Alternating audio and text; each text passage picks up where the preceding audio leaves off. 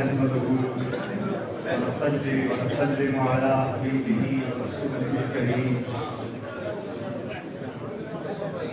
अम्मा बाद अऊज़ु बिल्लाहि मिनश शैतानिर रजीम।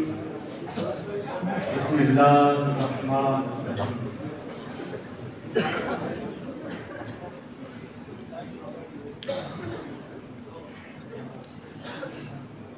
बाद हमदो सनाए रब्बिल जलील अलैहि सलातो सलाम सय्यद आलम आकाए दो जहां रहबरे सुजां शहंशाह कौन मकाम हज़रत मोहम्मद मुस्तफ़ा सल्लल्लाहु अलैहि वसल्लम।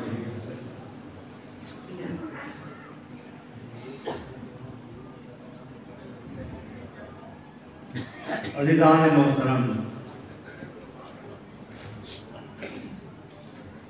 आज हमारे मुर्शिद पाक को हमसे बिछड़े हुए पूरा एक साल गुजर गया है।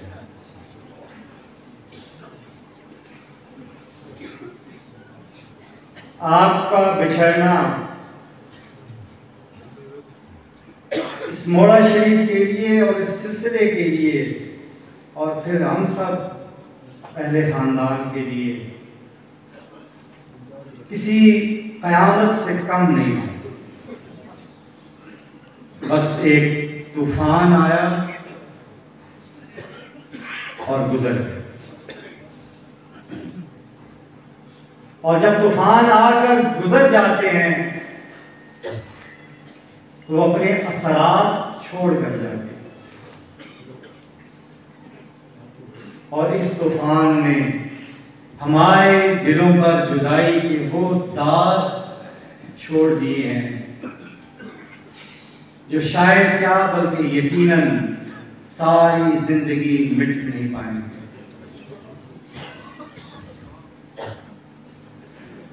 मियां मोहम्मद साहब ने कितनी खूबसूरत बात की।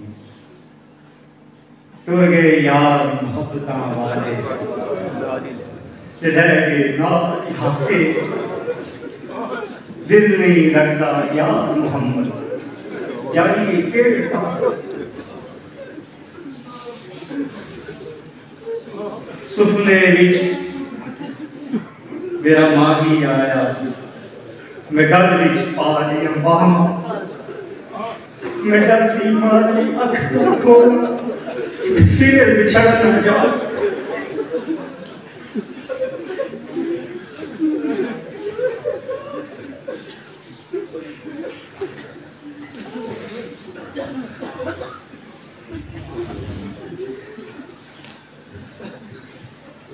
लेकिन मेरे बहनों, मेरे भाइयों, मेरे बच्चों,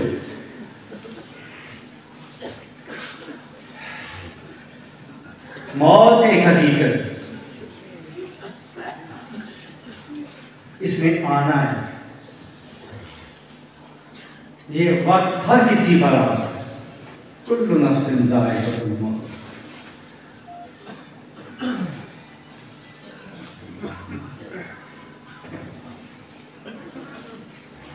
हर नफ्स, हर जीरू जो भी इस दुनिया में आया उसने जाना है, उसने मौत का मजा चखना। ये दुनिया बहुत मुख्तसर वक्त की जगह है। इसे कुरान ने मताए कलील कहा है, मताए गुरूर कहा है, यानी मुख्तसर वक्त वाली जगह और धोखे वाली जगह। और याद रखें कि इस दुनिया में दो ही किस्म के लोग होते हैं।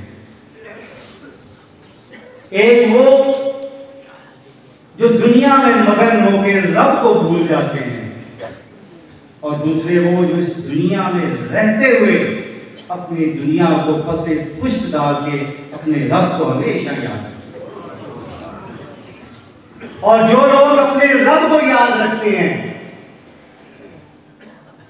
और इस दुनिया को अपने रब की खातिर पसे पुष्ट डाल रखते हैं, ये दुनिया उनके कदमों पर अल्लाह ताला निछावर फरमा देता है। और वो लोग जो इस दुनिया की खातिर अपने रब को बुलाकर इस दुनिया के पीछे भागते हैं, ये दुनिया उनके लिए एक शराब की तरह बन जाती है, एक ऐसी मंजिल, एक ऐसा मुकाम जो कभी हाथ नहीं आता, बल्कि उसके पीछे भागने वाला हमेशा प्यासा रहता है और उसकी प्यास बढ़ती ही रहती है। इसीलिए मीर तकी मीर ने कहा, ले सांस भी आहिस्ता कि नाजुक है बहुत काम, ले सांस भी आहिस्ता कि नाजुक है बहुत काम, आफाक की इस कारगहे शीशा गरी का। इस दुनिया में जब जिंदा रहते हैं, जब वक्त गुजारते हैं, तो नफ्स को शैतान आपके दाएं बाएं होते हैं, दुनिया की लज्जतें आपके इर्द गिर्द होती हैं। उस वक्त आपको एहतियात की जरूरत है। अगर उस वक्त एहतियात करेंगे तो फिर रब करीम आप पर अपना इनाम फरमाएगा, ला खौफुन अलैहिम वला हुम यहज़नून। फिर आपको वो दर्जा मिलेगा कि जिसका रब ने आपसे वादा किया है कि ऐसे लोगों को ना कोई खौफ होता है ना कोई गम। और ये खौफ और ये गम का ना होना सिर्फ इस दुनिया के लिए नहीं, इस दुनिया के खौफ और गम को तो इंसान अल्लाह पर तवक्कुल और अपने ईमान की पुख्तगी से शिकस्त दे सकता है, देता है। ये जहाद तो इंसान करता है इस दुनिया में, और जब तवक्कुल मजबूत होता है और खौफ और गम भाग जाते हैं। लेकिन इसके साथ साथ ये वादा आखिरत के लिए भी है, इस दुनिया के बाद आने वाली जिंदगी के लिए भी है, इस दुनिया के इख्तिताम के लिए भी है। गौर करें, मेरे आका की हदीस पर गौर करें तो आपको पता चलेगा कि किस तरह अल्लाह ताला अपने प्यारे बंदों का गम और खौफ अपने जहान में दूर करता जाता है, मंजिल ब मंजिल, सीढ़ी ब सीढ़ी। हर आने वाली मंजिल का खौफ पहले दूर होता है, फिर इंसान उस मंजिल में दाखिल होता है सुकून और इत्मीनान के साथ। इसीलिए ये बात ज़हन में रखें कि मौत तो लाजमी है, लेकिन मौत में फर्क है। एक मौत आखिरत में जिल्लत के बारे में और एक मौत आखिरत में इज्जत का बारे। एक मौत तबाही के घड़े का नाम है और एक मौत सुकून और इत्मीनान का नाम है। एक मौत दुनिया की लज़्ज़तों से जुदाई और फिराक का नाम है और दूसरी मौत अपने खालिक के हकीकी और अपने महबूब हकीकी से विसाल का नाम है। ये फर्क है मौत। आका की हदीसें मौजूद है कि किस तरह अल्लाह ताला अपने बंदे के गम और खौफ को दूर करता जाता है, उनसे आखिरत की मंजिलें तय कराता जाता है। और सबसे पहली सीढ़ी क्या है कि जब ये खौफ, क्योंकि आलम असबाब में हम इंसान है, जहन है, दिल है, दिमाग है, सोचें कि आखिरत में क्या होगा, मर जाएंगे तो क्या होगा, न जाने क्या होगा। लेकिन अल्लाह ताला, जैसे मैंने कहा, अपने वादे के मुताबिक ये खौफ दूर करता है। तो पहला खौफ कैसे दूर होता है? शुरू उस वक्त के जब मलकुल मौत आके उस बंदे को कि जिसकी रूह कब्ज करनी होती है उस पर सलामती भेजता है, कहता अस्सलाम वालेकुम। यही पहली निशानी है कि रब की तरफ से फरिश्ता आया रूह कब्ज करने के लिए और उसने आकर तो जिसकी रूह कब्ज करनी है उस पर सलामती हुई। फिर अल्लाह ताला का हुक्म होता है, पूछता है मलकुल मौत कि इलाहुल आलमीन, इस बंदे के तो रग और रेशा पे तेरा नाम लिखा हुआ है, इसकी मैं रूह भला कैसे कब्ज करूं, इसे मैं तकलीफ कैसे पहुंचाऊं? तो रब इज़्ज़ुल जलाल फरमाते हैं मेरा नाम लिखकर इसकी आंखों के सामने कर दो, इसकी रूह उस पर आशिक होकर बाहर आ जाए। और फिर फरमाया कि नेक इंसान की रूह जिस्म से ऐसे निकलती है जैसे भरे हुए मशकीज़े को खोल दे तो चंद कतरे पानी के बाहर। अब मलकुल मौत सरहाने खड़ा होता है और जन्नत के फरिश्ते जन्नत का खुशबूदार लिबास लेके अल्लाह के उस प्यारे बंदे के सामने आकर बैठ जाते हैं। फिर जब आंखों के सामने अल्लाह का नाम लाया जाता है तो अल्लाह के उस प्यारे बंदे के जिस्म से उसकी रूह अल्लाह के नाम पे दीवाना बार आशिकों के बाहर निकल आती है, सुकून और इत्मीनान के साथ जिस तरह मशकीज़े से पानी निकलता है। और जन्नत के फरिश्ते जन्नत के नरम और खुशबूदार लिबास में उसे रखते हैं, उसे जगह रहते हैं। और दूसरी बशारत है सलाम दिया, रूह आराम से बाहर आ गई, रूह ने देखा आगे मेरा इस्तिक़बाल, सुभान अल्लाह, अपना इस्तिक़बाल रूह देख रही है। ला खौफुन अलैहिम वला हुम यहज़नून, साथ साथ खौफ भी दूर हो रहा है, डर भी दूर हो रहा है। अल्लाह के बंदे की रूह अपना इस्तिक़बाल देख रही है कि खूबसूरत फरिश्ते जिनके चेहरे सूरज की तरह चमक रहे हैं, हदीस में जन्नत का खुशबूदार लिबास लिए खड़े हैं और उसे रिसीव करते हैं, खुशामदीद कहते हैं। फिर उसे उसमें रख के आसमानों की तरफ जाते हैं। पहला आसमान आता है। अब जितनी ही मैं आपको बात मुख्तसर करूंगा क्योंकि वक्त बहुत कम है, लेकिन आज में एक बात ज़हन में रखनी है, ला खौफुन अलैहिम वला हुम यहज़नून। ये देखे जाए कि किस तरह अल्लाह ताला अपने बंदे को इत्मीनान देता जाता है और एक घड़ी एक लम्हा भी ऐसा नहीं आता कि जब वो अपने बंदे की रूह को परेशान हो। अब वो फरिश्ते खुशबूदार लिबास में उस रूह के लिए हुए आसमानों की तरफ जाते हैं। पहले आसमान पर पहुंच के दस्तक देते हैं, पूछा जाता है कि कौन, जवाबन बताया जाता है उस बेहतरीन नाम के साथ जो शख्स के दुनिया में लिया जाता था कि अल्लाह के उस प्यारे बंदे की, उस अच्छे बंदे की, उस नेक बंदे की रूह है जिसे हम लेकर आ रहे हैं। फरिश्ते दरवाज़ा खोल देते हैं, खुशामदीद कहते हैं।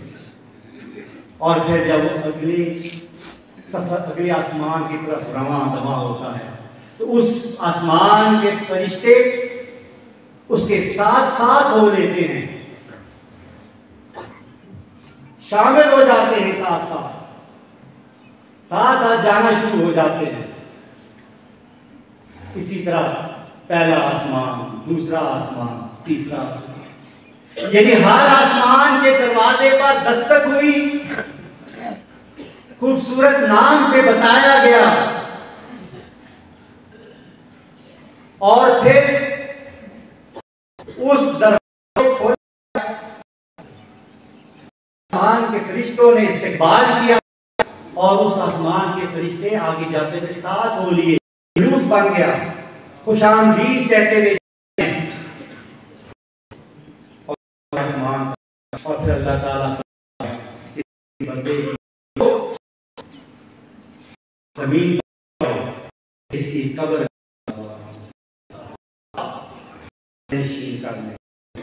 क्या जिस कब्र की बात आ रही है ये वो कब्र है जो आलम बरज़ख का इंसान का मुकाम है। ये वो कब्र का गड़ा नहीं है, ये कब्र तो एक दरवाजा है आलम बरज़ख का। इस दरवाजे से तो आपने गुजरना है और अगले आलम में जाना है। अब जिस कब्र की बात हो रही है वो आलम बरज़ख का आपका मुकाम है।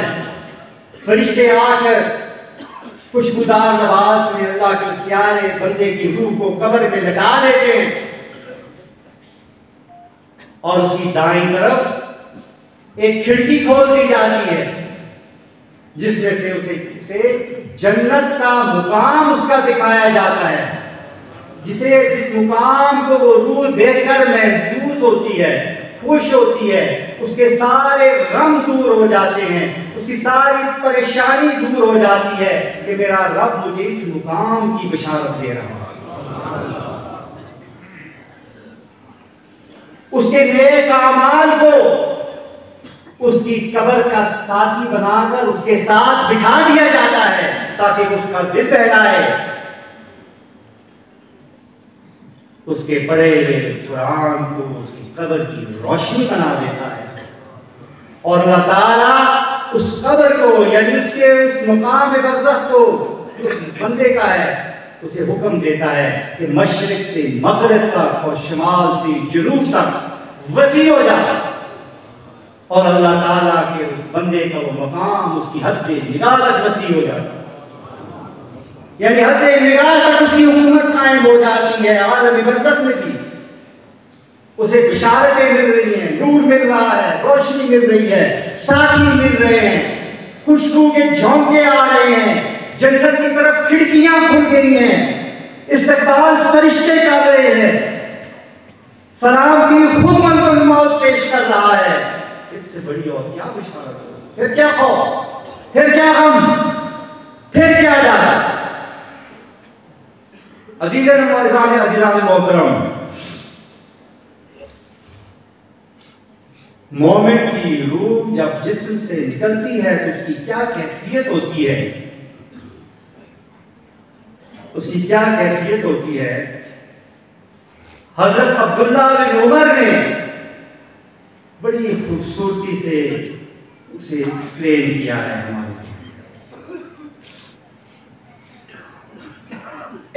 सैयदना अब्दुल्ला बिन उमर रज़ियल्लाहु ताला अन्हु हमें समझाने के लिए बताते हैं कि मोमिन की रूह इस जिस्म से आज़ाद जब हो जाती है तो इस तरह होती है, इस तरह खुश और सुकून होती है जिस तरह कि तुम कुछ अरसे के लिए बच्चे को किसी अंधेरी कोठरी में बंद कर दो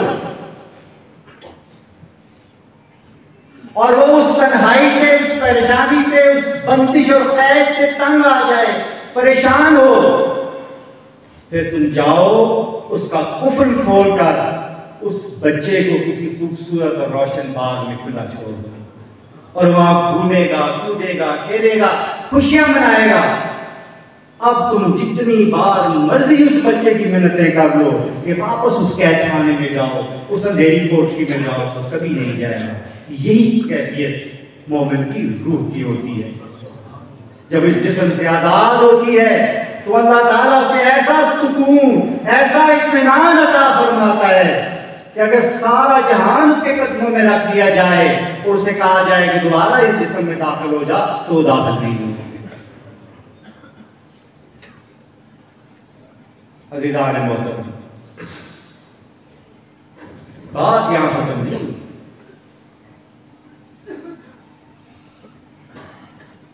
दुनिया में भी खौफ दूर किया और किस तरह मौत आई तो खौफ दूर होता गया। आलम बरज़ख में किस तरह सुकून है, इत्मीनान है, कब्र में क्या शान है, क्या फरिश्तों का इस्तक़बाल है। अब यौम हश्र आ गया, मैदान हश्र आ गया, तो जो अल्लाह ताला का जिक्र करने वाले लोग हैं, जो अल्लाह ताला की खातिर आपस में मोहब्बत करने वाले लोग, जो अल्लाह की रज़ा पर चलने वाले लोग, उनके चेहरे रोशन होंगे और अल्लाह ताला के हुक्म और फजल से वो मैदान हश्र में इस तरह दाखिल होंगे, इस शान से दाखिल होंगे कि अंबिया और सिद्दीकीन और सालिहीन उन पर रश करेंगे और वो पूछेंगे कि इतनी शान वाले कौन लोग हैं जो इस शान से मैदान हश्र में आए। और फिर जब तपती हुई धूप होगी रोज़े क़यामत की, ज़बानें हलक से बाहर आई होंगी, कान की लों तक पसीना होगा, तो अल्लाह ताला अपने ऐसे प्यारे बंदों को कहेगा कि आज के जबकि और कोई साया नहीं है, आ जाओ और मेरे अर्श के साए में आकर बैठो। फिर सुकून, इत्मीनान। और उन्हें नूर के मिंबरों पर बिठाया जाएगा, उनके चेहरों को रोशन कर दिया जाएगा। हशर की हशर सामानियों से और गर्मी से बचाने के लिए रब्बे जुल जलाल अपना साया अता फरमा देगा। और इसी आलम में यही कुछ हो रहा होगा कि हशर का वक्त गुजर जाएगा, सब हिसाब किताब खत्म, और फिर या अय्यतुहन नफ्सुल मुतमइन्ना इरजिई इला रब्बिकी रादियतन मर्दिया फदखुली फी इबादी वदखुली जन्नती। कितना मेरे रब ने अपने बंदे के लिए सारा सफर आसान ये ज़हन में। गम तो हम लोगों को है, दुख तो हम पीछे रह जाने वालों को है, जख्म तो हम लोगों के सीनों पर है, फिराक का दाग तो हमारे दिल पे लगा है। मेरे मुर्शिद तो उस मुकाम पे हैं कि जिस मुकाम का मैं और आप तसव्वुर भी नहीं कर सकते। रब ने उनको वो अज़मतें अता की, वो सुकून अता फरमाया है कि जिसका अगर जर्रा बराबर की हमारी आंखों के सामने आ जाए तो हम उनके लिए इतनी शुक्रगुजारी करें कि सजदे से सर ही ना उठाएं। लेकिन दुनिया है, आलम अस्बाब है, जुदाई का गम तो होता है। हाज़रीन मोहतरम, आपसे पहले मैंने नवंबर के उसमें गालिबन बात किस तरह बड़े पीर साहब ने हमारे पीर मुर्शिद को दुआ दी थी कि जब वो उनके लिए परेशान थे, मुखिया बारे से दम बैठ गए, हारून रशीद तुम क्यों रोते हो, क्यों गमज़दा हो? मैं तुम्हारी फाइल लेके रब की बारगाह में पेश हुआ हूं और मैंने तुम्हारी खातिर एक कागज पर दस्तखत ले लिया। तुम एक नहीं, तुम हजारों नहीं, तुम लाखों नहीं, तुम करोड़ों लोगों की हदायत का सामान बनो, और तुम्हारा मुखालिफ और तुम्हारे मुखालिफ का साथ देने वाला मैं ये रजिस्ट्री करके जाऊंगा कि इस इलाके में दाखिल नहीं हो सकता। तुम गम न करो। सिर्फ मनसब ही अदा नहीं किया था, सिर्फ ये पगड़ी नहीं बांधी थी,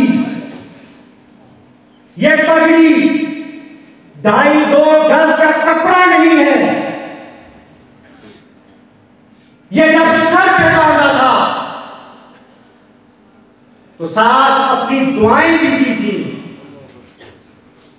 रब की हिफाजत भी दी थी और कामयाबी की नवीद भी सुना दी थी।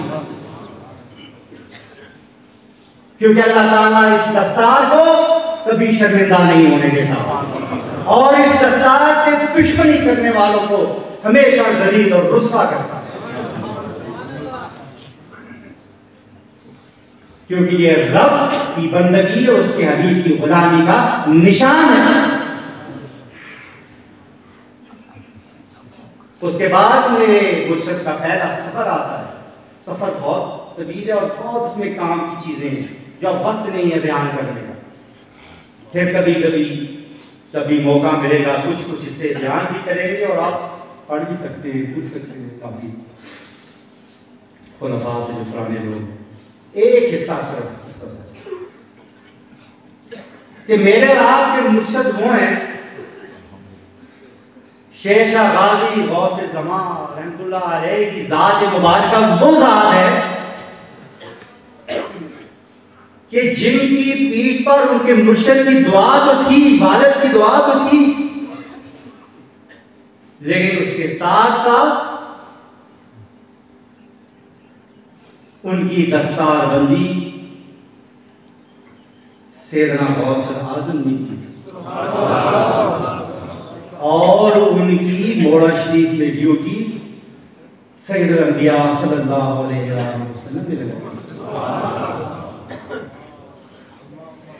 मुर्शिद पाक फरमाते हैं अब सारा सफर जो है उसको छोड़ रहा हूँ, सीधा बगदाद पहुंच रहा हूँ वक्तन वक्तन। मुर्शिद पाक फरमाते हैं कि मैं जब यहाँ से बहुत तंग आ गया, सारे दुश्मन मुखालफतें रिश्तेदार क्या तो ये खलीफे क्या, हर एक ने 1.5 ईंट की मस्जिद बना दी। हजूर पीर साहब के अपने हाथों से बनाए हुए खलीफे उन्होंने नजरें फेर दी, क्योंकि उनके दिलों में दीन नहीं था, वो दुनिया के कुत्ते थे।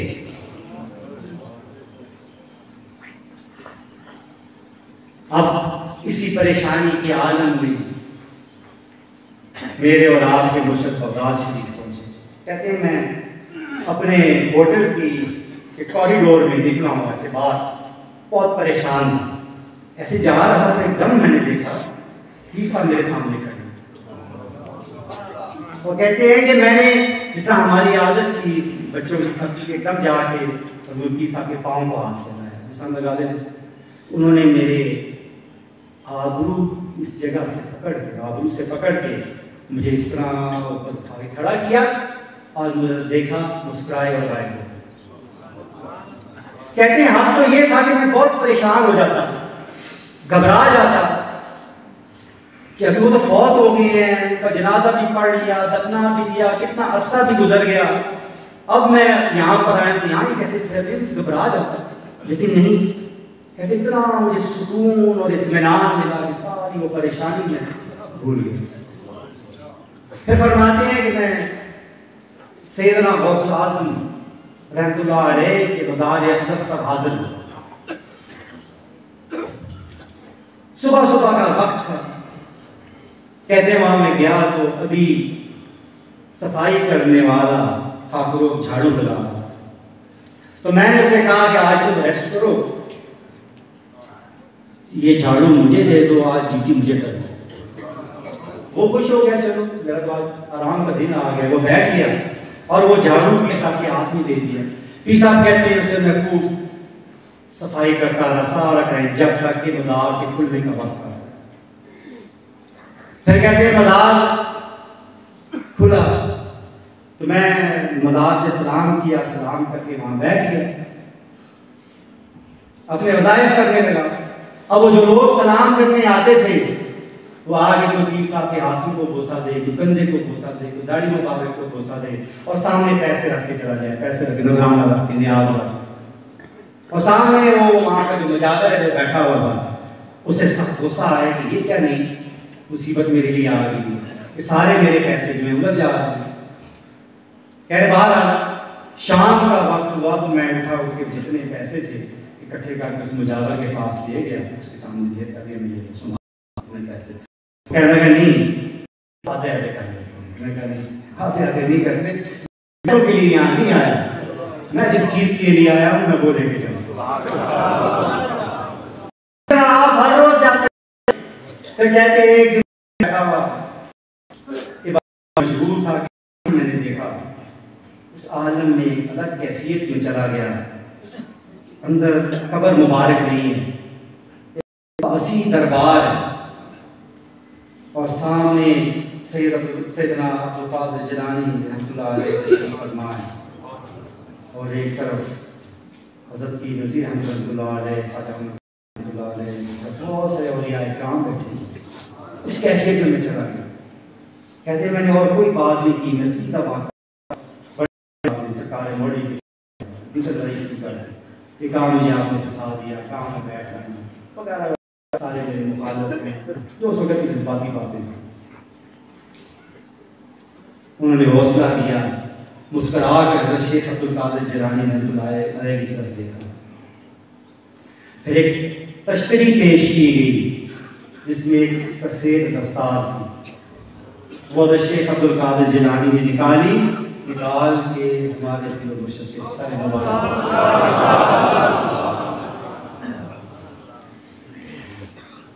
और उन्होंने फरमाया कि तुम्हारा कोई कुछ नहीं बिगाड़ सकता, बिल्कुल बेफिक्र हो गया, अपनी ड्यूटी करो। कहते वहां से ये वाक़या खत्म होने के बाद सुकून और इत्मीनान हुआ तो सोचा अब जाता हूँ जाके सरकार मदीना के हुज़ूर पेश होता हूँ उम्रे के लिए वहाँ से निकले। वो भी एक बड़ा दिलचस्प सफ़र है, वो भी कभी आपसे बयान करेंगे। उसमें बेशुमार ऐसे वाक़यात सरकार मदीना के हुज़ूर पेश हुए तो वहाँ फिर वही कैफियत तारी हुई और आका ने हुक्म फरमाया कि तुम यहाँ नहीं, तुम्हारे लिए मोड़शी, तुम मोड़शी में जाओ, वहाँ जाकर अपनी बीवी। फिर मेरे रात को पीर मुर्शिद मोड़शी वापस आए और हमने देखा चश्मे फलक में सारी दुनिया गवाह है, इस दुनिया के सारे जराए आपके खिलाफ हैं। ये दुनिया के जिन्हें आप सहारे कहते हैं वो आपके खिलाफ थे, रिश्ते नाते रिश्तेदार जितने मोटे मोटे खलीफे थे, जितने पले हुए चर्बी वाले, वो भी खराब, सब खराब। लेकिन साथ कौन था? रब की जात। मेरे आका पीर मुर्शिद फरमाया करते थे, हमेशा एक नसीहत करते थे, वो आज मैं आपके हवाले करता हूं उस नसीहत को, याद रखें। हमेशा फरमाया करते थे कि याद रखो कि दुनिया में कोई किसी का नहीं है सिवाय अल्लाह की जात। हर मोहब्बत रंग का बायस बन सकती है और बल्कि बनती है किसी ना किसी मौके पर। हर रिश्ता, हर नाता कभी ना कभी आपको तकलीफ दे सकता है। अगर कोई साथ नहीं छोड़ता तो वो आपका रब, अगर किसी की मोहब्बत दायमी सुकून का बायस है तो वो आपका रब।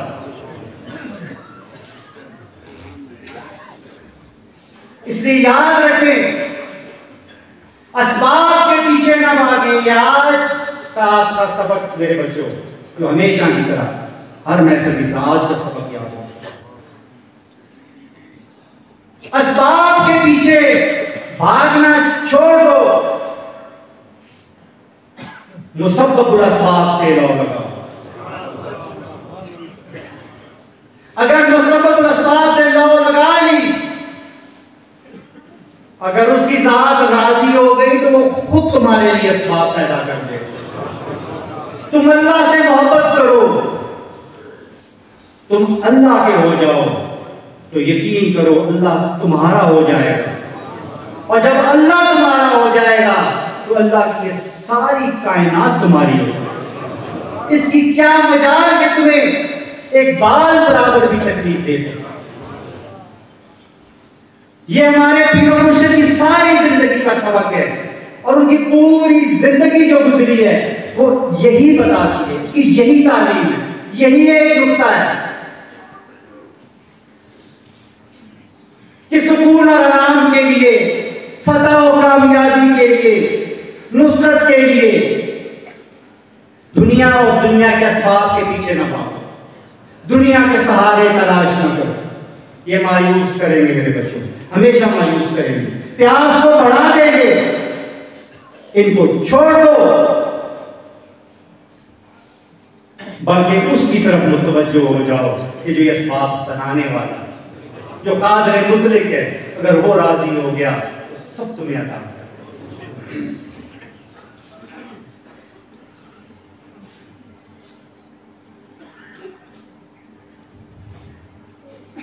वक्त बहुत गुजर गया है, दिन आज दुआ है। अल्लाह ताला मेरी और आपकी इस हाजिरी को अपनी बारगाह में कबूल और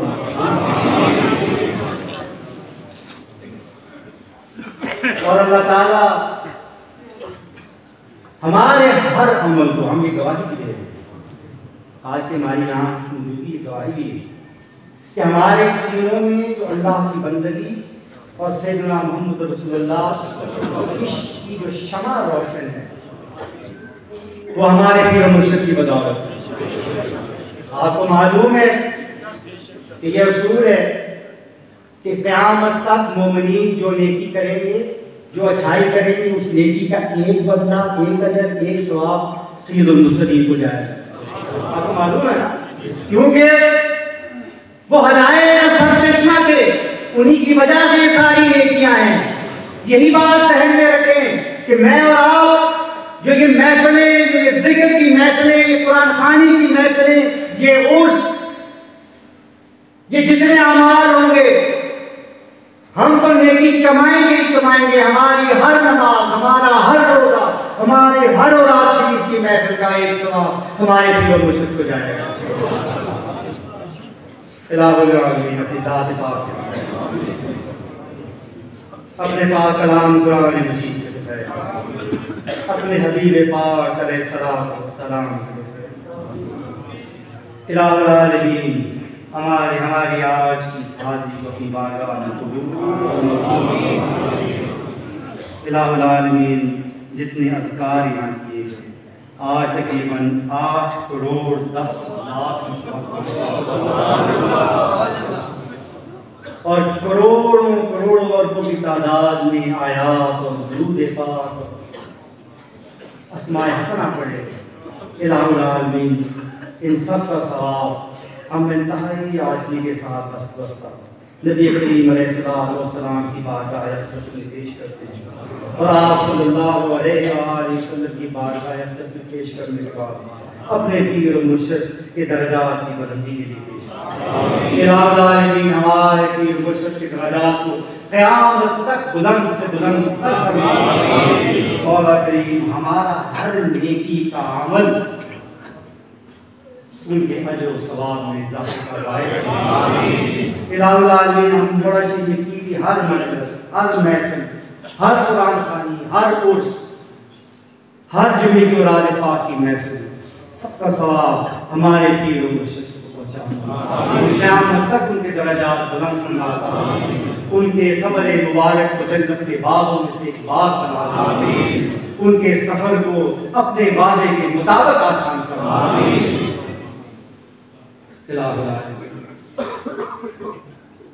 हम तेरे ऐबों से भरे हुए बंदे हैं मौला। इलाहुल आलमीन हम तेरे गुनाहगार बंदे, करवट करवट गुनाह है मौला, उठते बैठते गुनाह है मौला, चलते फिरते गुनाह है, एक एक सांस के साथ गुनाह है, क्योंकि हम कमज़ोर हैं मौला, हम नासमझ हैं मौला, हम इतने कमज़ोर हैं कि शैतान के बहकावे में आ जाते हैं, हम इतने कमज़ोर हैं कि नफ्स के पीछे भागने लगते हैं मौला, हम बहुत कमज़ोर हैं इलाहुल आलमीन। हमने इतने ऐब हैं कि खुद अगर अपने गिरबानों में झांके तो फिर भी शर्मिंदा होते हैं मौला। लेकिन इलाहुल आलमीन तेरी ज़ात सत्ता और उलूम है मौला, हमारे ऐबों पर पर्दा डाल। इलाहुल आलमीन तेरी ज़ात गफ़्फ़ार ज़ुनूब है, तू क़रीबुल एहसान, तू वासिउल मग़फ़िरा, हमारे अगले पिछले गुनाह माफ़ फरमा, हमारे छोटे बड़े गुनाह माफ़ फरमा, हमारे ज़ाहिर पोशीदा गुनाह माफ़ फरमा, हमारे अमदन ख़तान किए हुए गुनाह फरमा, क्योंकि ये तेरा वादा है जब तेरी बारगाह में इस्तग़फ़ार की जाए तो इंसान के तू सारे गुनाह माफ़ फरमाए। इलाहुल आलमीन हम तेरी रहमत से मायूस नहीं होना, इलाहुल आलमीन हम तेरी रहमत का तुझे वास्ता देते हैं, हमारे सीनों को साफ फरमा दे। इलाहुल आलमीन हमारे गुनाह माफ़ फरमा के हमारे सीनों को निस्बत रसूली से मुनव्वर फरमा दे। इलाहुल आलमीन हमारे माँ बाप पर करम और मेहरबानी फरमा, जिनके माँ बाप फौत हो गए उन्हें जन्नतुल फिरदौस में आला मकाम अता। इलाहुल आलमीन हमारे बीवी बच्चों पर मेहरबानी फरमा, रहम फरमा मौला। इलाहुल आलमीन जिनकी औलाद नहीं उन्हें औलाद अता फरमा, जिनके घर आबाद नहीं उनके घरों को आबाद फरमा। इलाहुल आलमीन हमारे बहन भाई, हमारे अजीज रिश्तेदार, हमारे दोस्त, हमारे मेहरबान, जिनसे हम मोहब्बत करते हैं, जो हमसे मोहब्बत करते हैं मौला, उन सब के अपना फजल, अपना काम, अपनी मेहरबानी फरमा मौला, कि तेरे खजाने में किसी चीज़ की कमी नहीं मौला। इलाहुल आलमीन जिन्होंने हमें दुआ के लिए कहा है उनकी सारी दुआएं कोई या रब्बुल जलाल, या अरहमर राहिमीन, तू रब्बुल इज्जत है मौला, सारी इज्जतें तेरी, तू इस सब इज्जतों का मालिक है मौला, सारी इज्जतें तेरी तरफ से मौला, तू ही इज्जत देने वाला है, तू इस इज्जत और रुसवाई से बचाने वाला है मौला। इलाहुल आलमीन हमारी इज्जतों की हिफाजत फरमा मौला, करीम इज्जत और रुसवाई से बचाना या इलाहुल आलमीन, ऐसी इज्जत अता फरमा जिसे अंदेशा ज़वाल ना हो। इलाहुल आलमीन रहम करम और मेहरबानी, इलाहुल आलमीन हमारा शर्म पर्दा रख इस दुनिया में भी और आखिरत में, अपनों के सामने भी और गैरों के सामने। इलाहुल आलमीन हमें दुनियादारों के सामने रुसवा ना, इलाहुल आलमीन हमें इस दुनिया के सामने शर्मिंदा ना हो। मौला अपना बना के रखना, अपनी हिफाजत में रखना, अपने साए में रखना, अपने हबीब का गुलाम बना के रखना। इलाहुल आलमीन वो इज्जतें अता फरमा जो तो अपने खास गुलामों को अता फरमा। इलाहुल आलमीन कायनात के सारे खजानों का तू ही खालिक, तू ही मालिक के मौला, तू जिसको चाहे बेशुमार और बेहिसाब अता फरमाए मौला, तेरे खजाने में किसी चीज की कमी नहीं मौला। इलाहुल आलमीन हमारी झोलियां भर दे मौला, इलाहुल आलमीन हमें हमारी तलब से सिवा अता फरमा मौला, करीम बेशुमार और बेहिसाब अता फरमा, जितना मांगा है उससे ज्यादा अता फरमा। इलाहुल आलमीन हम तुझसे कम नहीं मांगे, हम तुझसे थोड़ा नहीं मांगे, इसलिए कि तू बहुत का मालिक है मौला, तेरे खजाने लामहदूद है, तुझे तेरी बेनियाजी का वास्ता मौला। इलाहुल आलमीन हमारे रिज़्क़ में इतनी वुसअत अता फरमा, हमें दुनिया के किसी के सामने, मखलूक के सामने हमें मुहताज ना होने, झोली न फैलाने देना। इलाहुल आलमीन रहम करम और मेहरबानी फरमा, अपनी रहमतों की बरकतों की बारिश फरमा मौला, करीम जो कुछ तुम्हें अता फरमाए उसकी हिफाजत की हुई फरमा, हर किस्म के शर से, हर किस्म के नुकसान से। इलाहुल आलमीन जो कुछ तुम्हें अता फरमाए उस पर मुकम्मल इख्तियार अता फरमा और उसको सही तरह इस्तेमाल करने की अकल, समझ, फहम और तौफीक अता फरमा मौला, करीम जो कुछ तुम्हें अता फरमाए उसमें अपनी बरकतों का नज़ूल फरमा, उसे बाइस राहत बना, बाइस तस्कीन बना, बाइस इत्मीनान बना, बाइस इज्जत बना और बाइस तक़वियत ईमान बना। इलाहुल आलमीन सेहत और तंदुरुस्ती अता मौला, करीम यूज़ी अमराज से, बीमारियों से हमें और हमारे प्यारों को मौला, करीम माजूरियों से बचा। इलाहुल आलमीन हमें माजूर ना होने दे, हमें किसी का मोहताज ना होने। इलाहुल आलमीन शर्मिंदा और रुसवा कर देने वाली बीमारियों से बचा, वबाओं से बचा मेरा, हमें भी और हमारे प्यारों को भी। इलाहुल आलमीन हम तुझसे पनाह मांगते, इलाहुल आलमीन तमाम हादसों से पनाह हमें भी और हमारे प्यारों को। या अल्लाह तुझसे पनाह मांगते, या इलाहुल आलमीन अपनों की शर से बचा, गैरों की शर से बचा, हर उस मखलूक के शर से बचा कि जिसकी पेशानी तेरे कब्जे में है मौला। इलाहुल आलमीन दुश्मनों की दुश्मनियों से बचा, उनकी नाइंसाफियों से बचा, उनके जुल्म से बचा। इलाहुल आलमीन हमें कभी जालिम न बना, इलाहुल आलमीन हमें कभी जालिम न बना, लेकिन किसी को भी जुर्रत भी ना देना कि हम पे जुल्म करें। इलाहुल आलमीन हमारे दुश्मनों को ज़लील और रुसवा कर, इलाहुल आलमीन हमेशा हमें उन पर गालिब रखना। या इलाहुल आलमीन जो लोग पोशीदा और छुप छुप के हमारे साथ दुश्मनियाँ करते, जो दोस्तों के रूप में दुश्मन है मौला, उनसे महफूज रहो। इलाहुल आलमीन मुनाफिकों से बचाना। इलाहुल आलमीन अपनी हमारे, अपनी नुसरत, अपना फजल, अपना करम हमें अता फरमा। इलाहुल आलमीन हमें किसी भी मुकाम, किसी भी मसले कभी भी तन्हा न छोड़ना, क्योंकि हम तेरी ही इबादत करते, तुझसे ही मदद मांगते हैं। इसलिए मौला कि तू ही काज़ी हाजा, तू ही हाजत रवा, तू ही मुश्किल कुशा मौला। हमारी सारी आरज़ुएं, सारी मुरादें, सारी दुआएं सिर्फ तेरी ज़ात इबादत, तू कबूल फरमाने वाला है, तू ही कबूल फरमाएगा। इलाहुल आलमीन तेरी इज़्ज़त व जलाल मौला, तुझे तेरी अज़मत व किबरियाई मौला तुझे तेरी बेनियाज़ी का वास्ता, इलाहुल आलमीन तुझे तेरे अस्माए हसना का वास्ता, मौला उन अस्मा का वास्ता कि जिनका इल्म तूने हमें अता फरमाया, उन अस्मा का वास्ता कि जिनका इल्म तूने अपने पास रखा, मौला तुझे तेरे इस्म आज़म इस्म अकबर का वास्ता, इसके वास्ते से मांगी हर दुआ कबूल फरमा। मौला करीम तुझे तेरे हबीब पाक अलैहिस्सलातु व तस्लीम का वास्ता, तू बेनियाज है, बेनियाज होकर अता फरमा, बेशुमार बेहिसाब अता फरमा। मौला जो मांगा है वो भी अता फरमा, जो मांगना चाहिए था नहीं मांग सके वो भी बिन मांगे अता फरमा, कि तेरे खजाने में किसी चीज की कमी नहीं।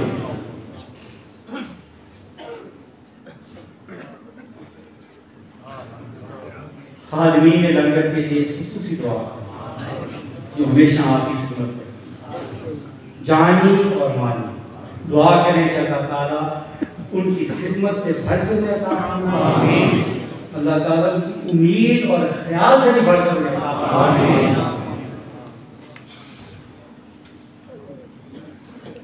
बहुत से साथी सबसे वफात पा गए, जिसका खलीफा ताज करता है। आज हमारे कुछ साथी आ रहे थे, उनका एक्सीडेंट हो गया, काशिफ आबुनी हैं जो दस्का से आते हैं, वो अस्पताल में 5-6 लोग अस्पताल में भी हैं, उनके लिए भी दुआ करें।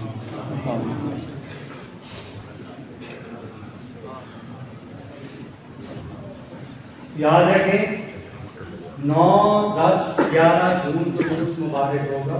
आइंदा हमेशा जून का जुलूस है, वो सरकार मौलवी का और बहुत से तमाम दोनों हज़रात का होगा, ठीक है। और 9, 10, 11 तारीख को जून की तारीख है, अपने पास नोट करें, अपनी हाजिरी यकीनी बनाएं और कोशिश करें कि आपकी इत्तला और दावत हो जाए और लोग